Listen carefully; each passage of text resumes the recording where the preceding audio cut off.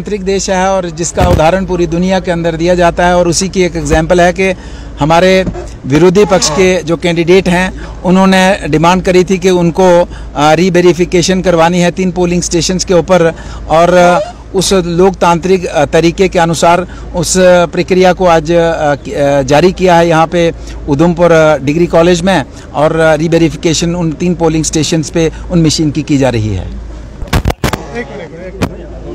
एक मिनट थोड़ा नीचे। बच नहीं पाएंगे।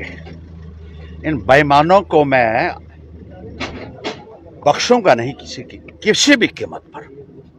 और आज यहाँ आए हैं, चेकिंग होगी, वेरिफिकेशन होगी।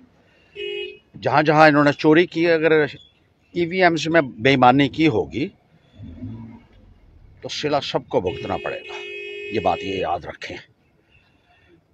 हर्षदेव रुकने वाला नहीं है, ये समझ लें अच्छी तरीके से। और पहली बारी ये हुआ है इतिहास में, एक शुरुआत है अभी, एक शुरुआत है कि मुल्क के लिए हमने दरवाजे खोल दिए हैं कि ईवीएम मशीन्स को दोबारा से खोला जा सकता है।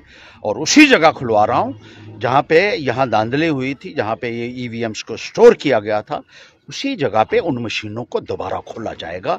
ये एक इतिहास है और आने वाले वक्त के लिए हमने दरवाजे खोल दिए हैं। जहाँ जहाँ भी गड़बड़ी होगी, वोट चोर को गद्दी छोड़नी पड़ेगी। कितने पोलिंग स्टेशन हैं? अभी तो फिलहाल 3 ही हैं जिनके हम कर रहे हैं, लेकिन अब यहाँ ये कहा जा रहा है कि यहाँ लिखा हुआ है कि एक ईवीएम को चेक करने के लिए आपका एक रिप्रेजेंटेटिव हो सकता है। अब वो अंदर से ये मैसेज आ रहा है यहाँ पुलिस को, कहते हैं नहीं जी किसी को नहीं जाने देंगे। और इस कानून की भी धज्जियाँ उड़ा रहे हो, आपके अंदर जाने भी नहीं दे रहे हो। यहाँ लिखा है the applicant candidate shall be permitted to nominate 1 representative for each CNB। मतलब कि हर एक जो चेकिंग एंड वेरिफिकेशन 3 का होना है तो 3 जा सकते हैं, कहते हैं कोई नहीं जाएगा। बड़ी अजीब गुंडागर्दी की इंतहा है। सर ये देखो बेईमानी कितनी है। अरे कानून के मुताबिक हर एक CNB को चेक करने के लिए एक आदमी जा सकता है मेरे साथ। कानून की धज्जियां तो पहले ही उठ गई हैं, तो अंदर क्या होगा? ये तो मजाक, बद्दा मजाक हो रहा है मेरे साथ। अरे बेईमानों, जहन्नम तक पहुंचाऊंगा तुमको। हर्षदेव बेईमानी किसी के साथ नहीं बख्शता है, गरीब के साथ जुल्म होता है, हर्षदेव खड़ा होता है। लेकिन मेरे साथ बेईमानी अगर करोगे तो तुम सोच लो